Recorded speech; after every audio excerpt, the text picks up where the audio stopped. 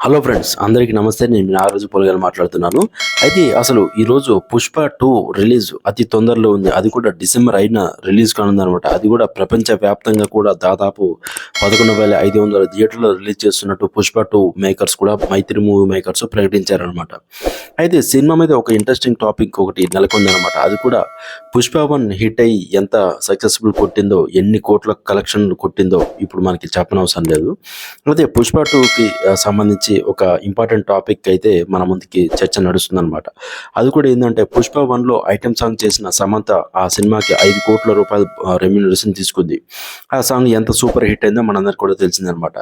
అయితే ఇప్పుడు 'పుష్ప 2'లో శ్రీలీల 'కిసిక్ కిసిక్' అనే సాంగ్‌కి దాదాపు 2,00,00,000 రెమ్యూనరేషన్ తీసుకున్నట్టు మనకి అసలు సమాచారం అందుతుంది.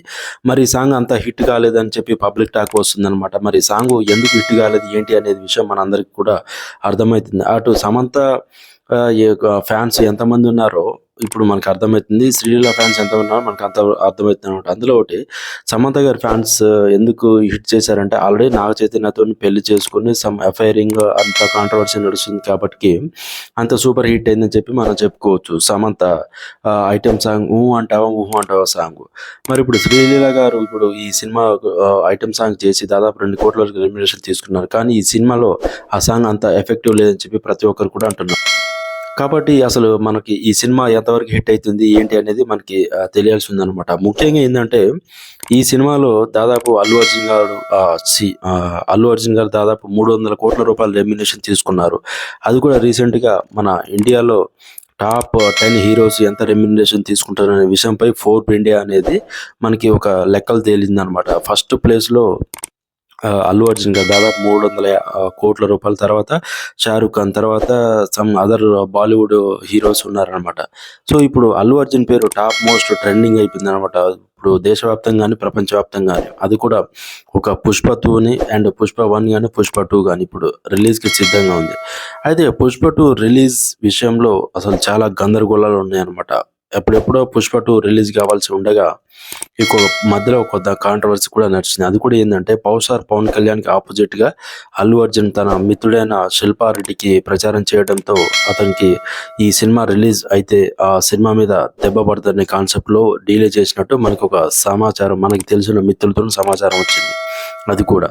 సో ఇప్పుడు ఎట్టకేలకు అల్లు అర్జున్ గారు సినిమా రిలీజ్ చేస్తున్నారు. అది కూడా డిసెంబర్ 5న రిలీజ్ చేస్తే మనందరికి కూడా తెలిసిందే. టికెట్స్ బుకింగ్ కూడా తొందరలో ఓపెన్ అయినాయన్నమాట. ఓపెన్ అయితే కూడా. సో మీరు కూడా 'పుష్ప 2' రిలీజ్ అయిన తర్వాత ఎలా ఉంటుందో ఖచ్చితంగా కామెంట్ చేయండి దీని మీద. 'పుష్ప 2' అనేది సుకుమార్‌కి ఒక ప్రెస్టీజియస్ ప్రాజెక్ట్ అని చెప్పి కూడా మనం చెప్పుకోవచ్చు. ఈవెన్ సుకుమార్ అయినా, నెక్స్ట్ అల్లు అర్జున్ అయినా, దాంట్లో నటించిన ఫహద్ ఫాజిల్ అయినా గానీ, నెక్స్ట్ కేశవ్ అయినా, దీంట్లో నటించిన అనసూయ గానీ, సునీల్ గానీ, ఇంకా వేరే అదర్ క్యారెక్టర్స్ అయినా ప్రతి ఒక్కరు కూడా ఈ సినిమాలో ఒక పెద్ద అవకాశం తీసుకొస్తుంది. నెక్స్ట్ అప్‌కమింగ్ 5-10 ఇయర్స్ వరకు అని చెప్పి మనం అనుకోవచ్చు. అయితే 'పుష్ప 2' రిలీజ్ విషయంలో ఎంతోమంది ఎంతో కాంట్రవర్సీలు, ఎన్నో గందరగోళాలు చేస్తున్నారనమాట.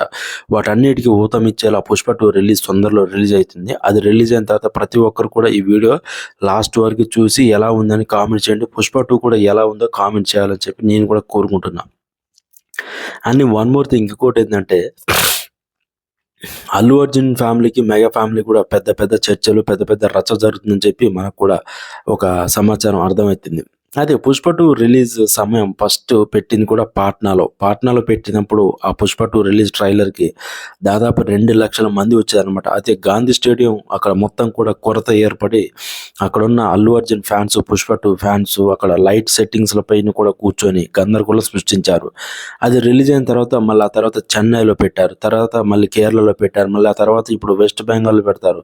ఇంకా వేరే వేరే డిఫరెంట్ ప్లేస్‌లలో 'పుష్ప 2' ఈవెంట్ రిలీజ్ అనేది పెట్టి దాన్ని చాలా ఇదిగా పెద్ద భారీ ఎత్తున ఒక పబ్లిసిటీ చేసి, ప్రమోషన్స్ చేసి, ఈ దేశవ్యాప్తంగా గాని, ప్రపంచవ్యాప్తంగా గాని 'పుష్ప 2' తగ్గేదే లేదని చెప్పేసి చేయాలని అల్లు అర్జున్ గారు గత కొన్నేళ్ల నుంచి ప్లాన్ చేస్తున్నారు. అయితే ఇంకొకటేందంటే, అల్లు అర్జున్ గారు 'పుష్ప 2' అంత హెయిర్ స్టైల్ పెంచారు గదా! 'పుష్ప 1' కూడా అంత హెయిర్ స్టైల్ పెంచారు. 'పుష్ప 1' కంటే ముందు కూడా అల్లు అర్జున్ హెయిర్ స్టైల్ అనేది చాలా గ్రూమింగ్‌గా ఉందనమాట. సో తను అక్కడి నుంచే ఆ సినిమా నుంచే 'పుష్ప 1' అండ్ 'పుష్ప 2'కి ఇట్లా హెయిర్ స్టైల్ కావాలని చెప్పేసని అని అనుకున్నారు. అయితే అప్పటి నుంచి ఇప్పటివరకు దాదాపు ఒక 3 సంవత్సరాలన్నర నుంచి అతను హెయిర్ స్టైల్ అట్లా మెయింటైన్ చేస్తున్నాడనమాట. అల్లు అర్జున్‌లో గొప్పతనం ఏందంటే, అల్లు అర్జున్ గారు ఆ హెయిర్ స్టైల్